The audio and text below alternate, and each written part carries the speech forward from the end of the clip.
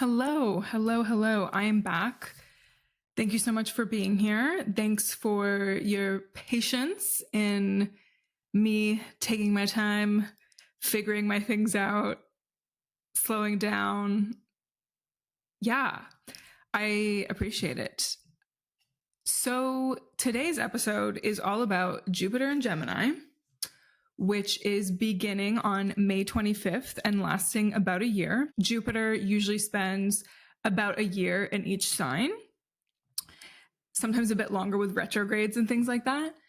And Jupiter is really a beautiful planet. To set the scene a little bit, for the past year or so, Jupiter has been in Taurus. And I'm recording this as Jupiter's in the last degrees, I should say, of Taurus. And also I'm recording this in the last few hours of Taurus season. So I feel like some of the themes of Jupiter in Taurus were more steady, slow growth, and not rushing things, doing things deliberately, taking our time, communing with nature, following the rhythms of nature a little bit more, since Taurus is an earth sign, so tied up in all of that. Life is about to get a little different, to say the least, once Jupiter moves into Gemini on May 25th, and it'll be there for about a year. And I love talking about Jupiter because it's not often talked about. Astrologers or people or whatever are often talking more about the trickier astrological things, like, I don't know, Mercury retrograde, or Pluto's doing something scary, or Saturn return stuff and how your life can turn upside down. I mean, all of that can be very true and all of it is really important, but a lot of times we don't focus on the nice cosmic boosts we get from planets like Jupiter. And Jupiter's a really interesting one because it kind of bridges the more personal planets we have with the more collective planets out there. So personal planets are Mercury, Venus, and Mars, for example. Like, those really show us very specific things about ourselves. For example, my Mercury is in Leo. And although I'm a Cancer, which is considered more of a shy sign, maybe, I don't really have a problem speaking what's on my mind and expressing myself. And yeah, so that tells you a lot about a person, right? Their Mercury, for example. And then, Venus and Mars can be about the feminine and masculine aspects of us. Venus is relationships, how we want to receive things, our values, our ideas of beauty. Mars is our drive, can be about our sexuality, how we assert ourselves. And then we come to Jupiter, which is still personal in a lot of ways, but it really connects us more to other people and to the collective. I definitely spoke about this in the episode about the Jupiter-Uranus conjunction that we had in April. But let's get into what Jupiter's all about again, because it's important and underrated and not always discussed. So Jupiter is about your beliefs in a greater sense. It's your intellectual filter on the world. It's where you tend to find joy and abundance, expansion, your sense of optimism. It's about knowledge, luck, faith, self-development, self-realization. It can also be about where you might indulge or overdo things, promise too much, be overconfident. It's about bigger truths in life. It's about transcendence, and it's about growth on a psychological, physical, cultural, and spiritual level. Jupiter is often related to higher education. So not so much like elementary school and things like that, but more like going to university or doing a PhD or really developing your professional studies. That's more of Jupiter stuff. It's about philosophy as well. It can also be about law. So these like kind of bigger governing principles of the world. So politics can kind of tie in there as well. And it's also about how we socially deal with different cultural structures.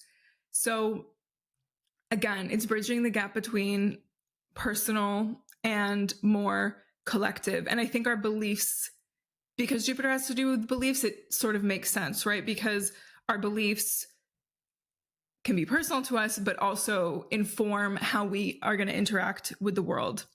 And I want to emphasize also the fact that Jupiter has to do with the superconscious mind. So we're going to talk about Mercury a little bit because it's very relevant to Gemini, but it's about this greater, broader perspective, right? So that's why I like to bring in the term superconscious mind with Jupiter. And let's talk about Gemini now, since we're going to be in Jupiter and Gemini vibes very shortly, or maybe as you're listening to this. So Gemini is the third sign of the zodiac, and it's ruled by Mercury. It's also a mutable air sign. So Gemini is an air sign. It's a mutable air sign. What does that mean? I mean, air signs have a lot to do with knowledge in general, connecting things together, and mutable signs are always at the bridge of two different seasons. So for Gemini, it's spring and summer. We're transitioning from spring into summer in the Northern Hemisphere. So it adds to this idea that mutable signs are very flexible and adaptable. And I really like this little phrase. Gemini has to do with the light, changeable breezes of early summer, which is very apt and apropos, especially if you know any Gemini people or if you have strong Gemini energy in your chart. It's very light and effervescent and exciting and stimulating kind of energy. So Gemini in general is about curiosity, flexibility, effervescence, intellect, making connections between things and people, socializing, different facets of our mental capacity. The energy of Gemini is very quick-witted and quick-moving. It's multifaceted, and its energy is very masculine and feminine at the same time. Like Mercury and then Gemini can kind of be associated with queer energy because it's not like one thing or another, and it's not super like this polarity or this end of it.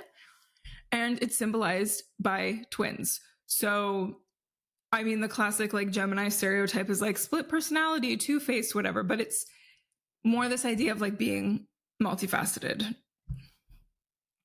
And important things to know about Gemini energy is it's certainly very versatile, but it's not really about concentration or persistence.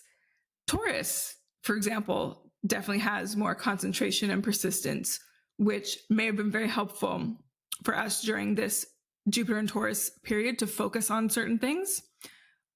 But we're not going to get that as much with Jupiter and Gemini.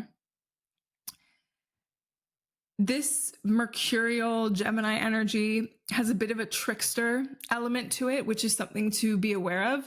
I mean, it can be a lot of fun, but we have to make sure we're getting to the truth of the matter if that's what we want. I mean, Jupiter is definitely pretty concerned with the truth. Maybe sometimes Mercury isn't as much and Gemini isn't as much, but there's this playfulness inherent in Gemini, which is really nice.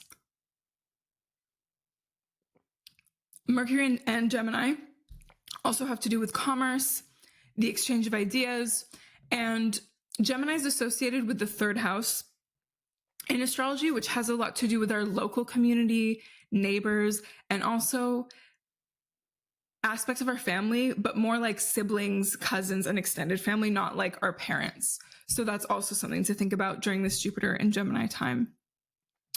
And in terms of the body parts that it rules, Gemini rules the shoulders, lungs, arms, hands, and the nervous system. Most interestingly, so that is something to keep in mind during this Jupiter and Gemini time. Do you have good practices to calm or balance your nervous system? Some of the things I do is try not to overstimulate myself, or if I'm overstimulated, take away the stimulation for an extended period of time. For example, if I felt like I've just had a day where I've been like listening to so many things, like different podcasts, watching things on YouTube, scrolling through Instagram and getting really like sucked into all that. At night, I like won't watch anything. And if I listen to anything, it's just like music, just to get that stuff out and to get my nervous system and get myself back to more homeostasis. Things like meditation and mindfulness can be really helpful too. Breath work, spending time in nature. I love going for walks without my phone, you know, like I'm sure the step counter people don't like that because you can't count your steps if you don't have your phone or whatever. But I don't care. It's nice to not feel imprisoned by your little rectangle that you carry with you. And in contrast to Jupiter, which is about the superconscious mind, Gemini is very much about the conscious mind, which is still very important, but just note the difference and note that kind of dichotomy there. So when we have Jupiter and Gemini together as a thing, one thing to note is that when Jupiter's in Gemini, it's in what's called detriment.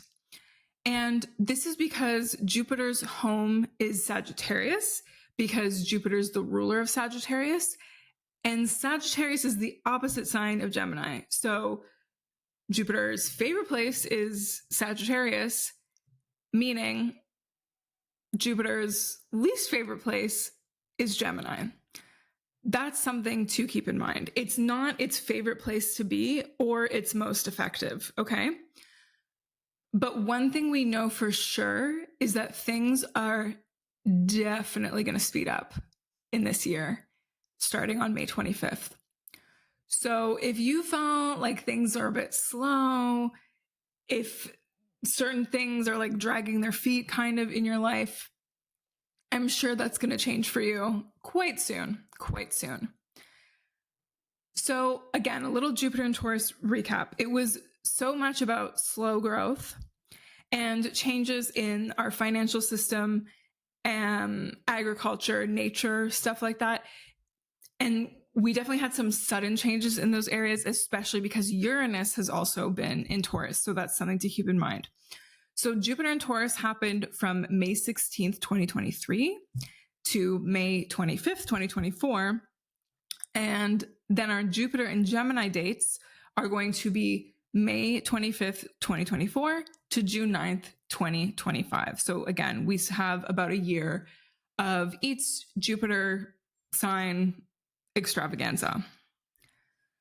So what we can expect for sure from this Jupiter and Gemini period is lots of ideas, lots of inspiration for sure. And again, the pace of life will feel quicker because Gemini is just naturally a quicker moving, mutable, adaptable, flexible sign. On a collective level, some of the things to look out for is transformation of the communication sector on the whole. So this can be like publishing, marketing, fashion, things like paper, textiles, insurance, social media, networking.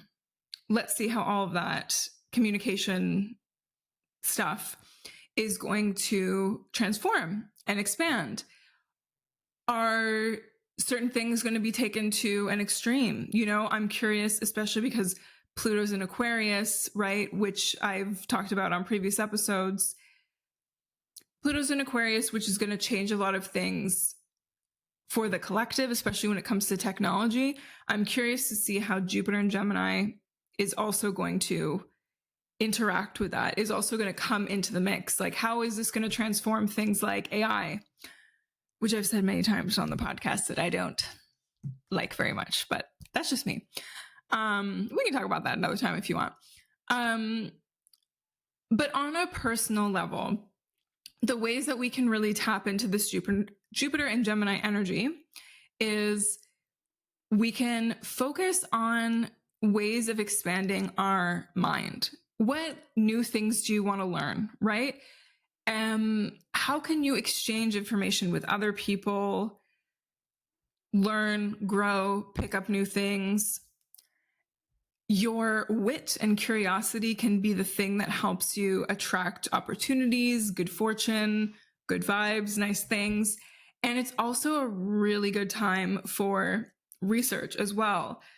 I mean, having Jupiter and Gemini is very stimulating to the mind. It's very mind expanding. So it's a great time to dig into research and especially see different sides of an issue, see different sides of a topic, and really get into it, So things to be mindful of.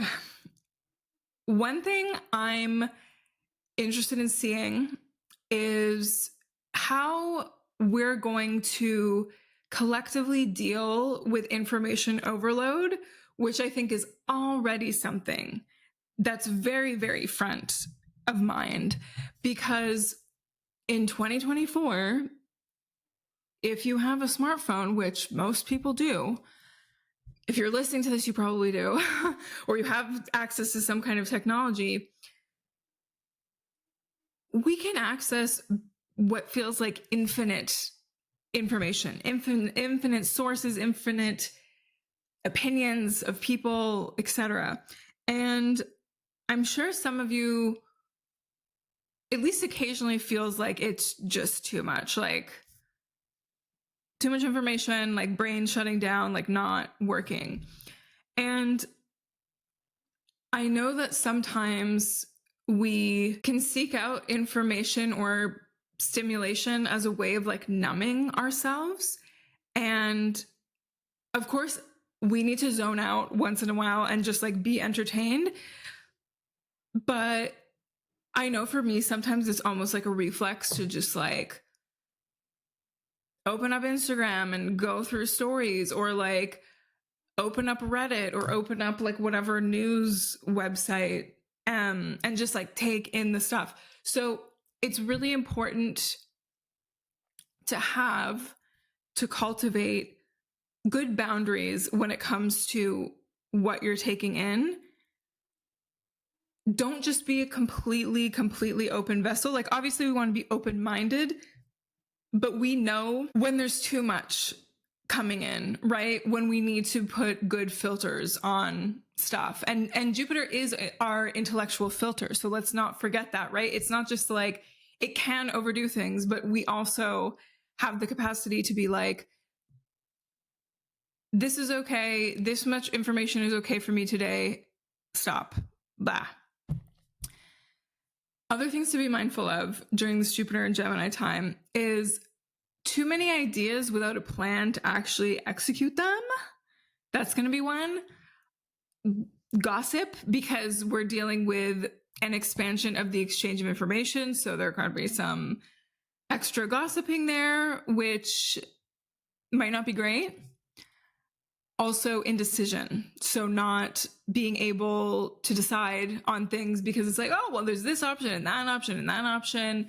I could travel here, there, all these plane tickets are the same prices. All the hotels are around the same amount of money. So that doesn't matter. Or like these places are all accessible to me, but I don't know where to go. Or I don't know what decision to make next when it comes to my career or whatever it is. That is something to keep in mind. We don't want to get lost in indecision when it's time to act and it's time to do. And I think I've mentioned it on this podcast before, but I am relaunching my one-on-one coaching.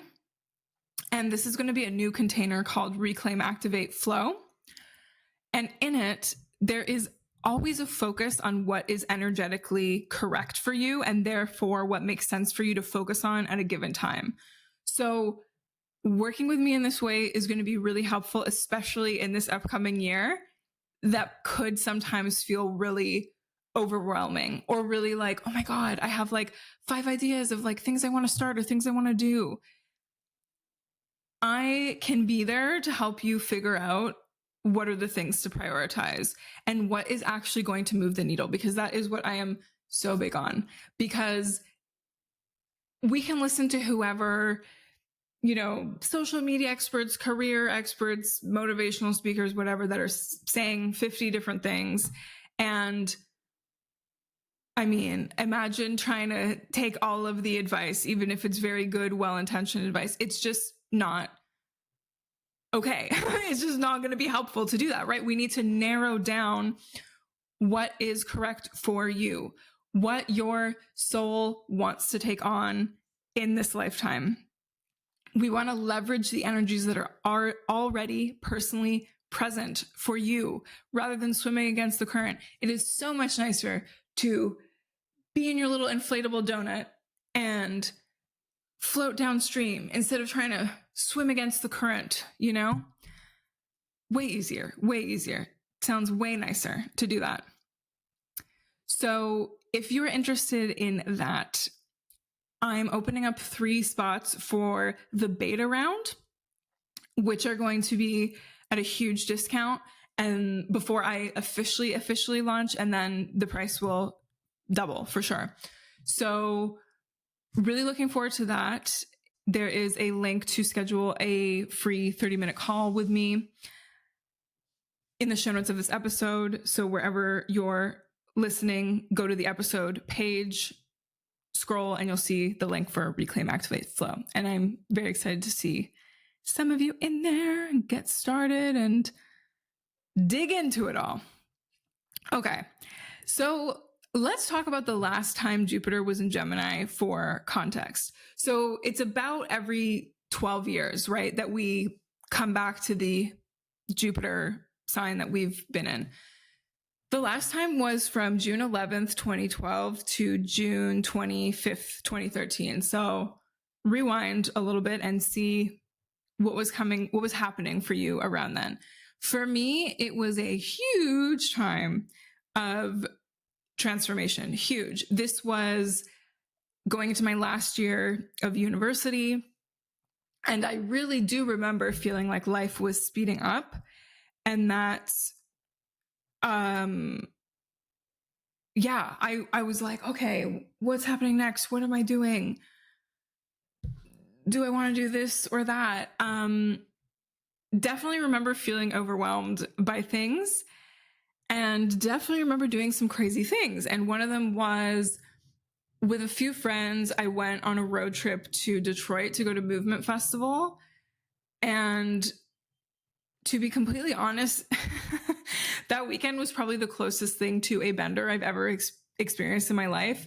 And I remember we stayed in a house with like all these bunk beds. It was a really cool house. It was like this young couple owned it, and they did like bike rentals, and they had a community garden. Anyway, it was like super cool. But we like stayed in a place with someone's like internet friends. So it was like this group of guys that were like one of my friends' internet friends. They were cool. It was fine. But it was like such a whirlwind. So I wouldn't be surprised if you have some moments this year that are like whirlwind, kind of crazy energy. And I would say like the medicine for Gemini energy, because Gemini energy is very cerebral. It's very in your head. It's very up here in the ether, is to really remember the things that ground you, right? Remember to put your bare feet on the ground, for example, spend time in nature, slow down when you need to, make sure you're eating properly, make sure you're not just like stimulating yourself with like drinking coffee all day or whatever it is, eating nice grounding food, for example. But yeah, that was a really wild time for me. And I'm curious, you can let me know how it was for you. You can DM me on Instagram, for example, Life Forces Inc., or I have a link for Q&A for this podcast, and you can put your comments and feedback in there.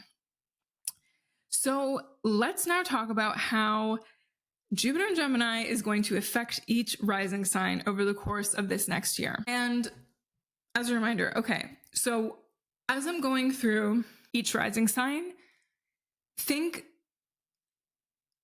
in the areas of life that I'm going to recite based on your rising sign, think about curiosity related to that area of life, research, expanding your mind in that area of life, learning about that part of life, communicating and meeting new people related to that part of life. Cool? Okay, great. So for Aries, this is going to be expanding and activating your third house, which is all about writing, communicating. It's a great time to work on mindset. It's a great time to do some shorter distance travel, focus on your siblings and extended family, such as cousins, really reflect on your childhood environment and lean into your intelligence, search for knowledge. And for sure, for you, regulating your nervous system is going to be very important as well. So especially for you, Aries, if there's something new you want to learn, if there's a writing project you've been meaning to work on, now is an amazing time for it. For Taurus rising people, this is going to be affecting your second house of finances, self-worth, possessions, values. So it's a great time to really learn more about these things, get curious about these things. The second house is also about your experience of ownership, the effective use of your potential, and your own things in general and what belongs to you. So I feel like this could be a really nice time to read self-development or finance books and really like get curious about that. Don't stay stuck in the ways you've been thinking about or doing those kind of things in your life. Then we have Gemini. Gemini, this is going to be affecting your first house, which is really about you. It's about the self. It's about your ego. It's about putting yourself out there, your individuality, new beginnings. So for you in your personal life, things are emphasized. Personal growth is emphasized. Great time for you to focus on that. For Cancer risings, this is going to be affecting your 12th house, which is all about your subconscious, inner work, different endings, spirituality, being of service to others, finishing things up, preparing for a new cycle. So I don't know, I'm getting this idea of like maybe Cancer risings, one way you could be of service to others is to like talk to people more and help them through their issues a little bit just by speaking to them, right? Just having conversations. For Leo risings, this is going to be affecting your 11th house that has to do with groups, friends, community, humanity, higher aspirations, your dreams. It's about the best way to put to use and enjoy what you've achieved. It's about expressing yourself as a member of community and imagining better modes of organization. So great time to learn more about collective things, maybe community organizing, maybe how to start a club or something like that, or goal setting in a more maybe like systematic or research-based way, or focusing on research for the benefit of more than just you. For Virgo, this is affecting your 10th house of career. So a lot of the expansion that will be happening for you is having to do with your most fruitful ways to achieve your professional life, your career, your public reputation, and just in general, how you're fulfilling your individual self through participating in the world. So career expansion, transformation, growth is a big thing for you this year, Virgo. For Libra, this is going to be affecting your 9th house, which has to do with higher education, beliefs, religion, long distance travel, deeper understandings of things, expanding your consciousness in a greater way, and trying to generalize and communicate things such as your own beliefs. So it's a great time to get curious about your own beliefs, to allow them to change and expand. Maybe you feel like you changed your belief system a few times this year. Just be mindful of getting sucked into like guru kind of stuff, like, of course, there's often teachers that we want to follow and learn from, and that's not inherently bad, but just make sure you're still exercising your agency. For Scorpio, Jupiter in Gemini is going to be hitting your 8th house, which has to do with shared resources, other people's money, taxes, and inheritance, for example. So it's a great time to learn more about the financial system, not only personal finances, but like, do you know how your taxes work? Is it time to maybe find a new accountant or get more serious about that, or talk to people more about shared resources or how you build wealth in a bigger way? The 8th house can also really be about deep soul work. So it might be a good time for that. Might be a good time for talk therapy or any kind of like deep work like that. It's about uncovering transformation and regeneration as well. So I'm sure there's a lot of ways you're going to transform in this next year, Scorpio rising. Then we have Sagittarius. So for you, Sagittarius, this is going to be affecting your 7th house, which is all about close relationships, partnership, collaboration, to name a few. So it could be a moment where if you're already in a relationship, it kind of moves to another level. You meet new people that you become close to. You meet new people that you want to collaborate with. It also might expand feelings of balance. There can be a lot about like cooperation and sharing here. And also this idea of fulfilling your individual destiny through partnership. So through other people in your life, being able to move forward on your path and be supported in that way. So for Capricorn, this is going to be hitting your 6th house, which has to do with health, routine, habits, daily life, and work. To meet a couple. So the thing with Jupiter being in the 6th house, it can definitely help improve certain aspects of your health. But because it can be about overdoing things, there could be like overindulgences that lead to health problems. So that's something to be aware of. And I also wonder, because we're in Jupiter and Gemini here, it's definitely good to learn about productivity if you're curious about that, or learn more about like nice daily habits that will benefit you, but don't overdo the research to the point where you get overwhelmed. Like, don't be like, oh my God, I have to listen to every single like health podcast or every single thing from this person or whatever.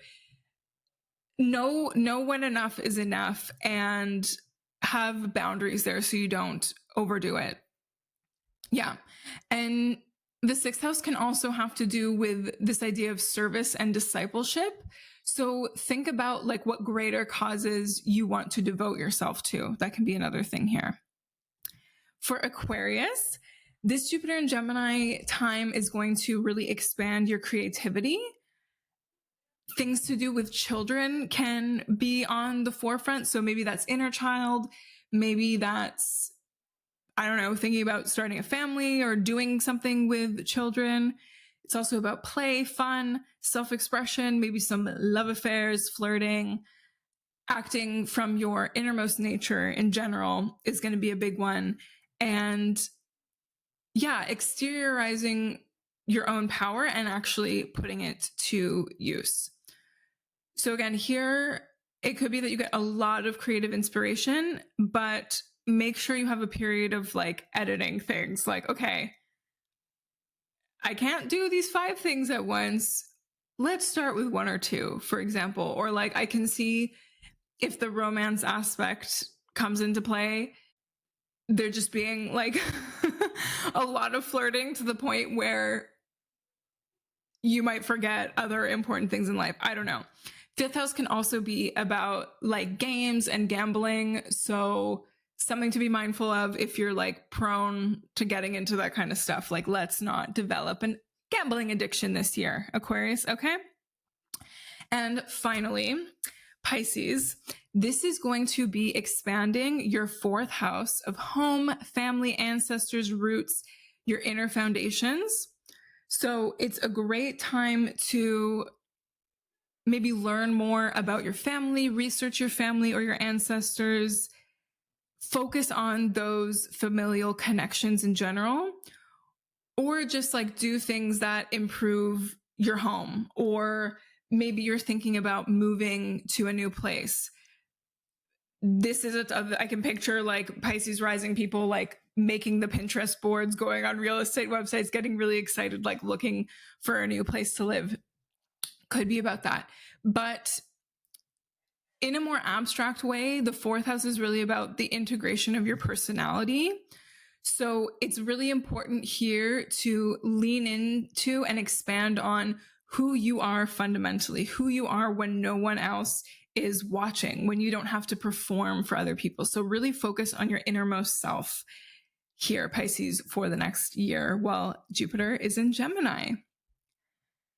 So that's all I got for the 12 signs, 12 rising signs, and how Jupiter and Gemini will affect you.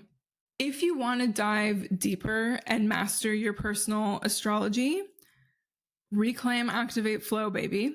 This is what I love helping people do and see, because the more we know and truly understand about ourselves, the more we can actually be empowered, and the more that you are unfuckwithable, okay? Because when you don't really know yourself, I mean, life is a journey, I think, of like self-discovery and learning more about yourself. So that's cool. That's part of the process. But when you don't seek to know or understand yourself better, I feel like that's when external things can really mess with you, can really take you off your path, can lead you into unnecessary darkness or despair and things like that. So I would love for you to join me in the beta round of Reclaim, Activate, Flow that I talked about a little bit before. It's my new signature one-on-one experience.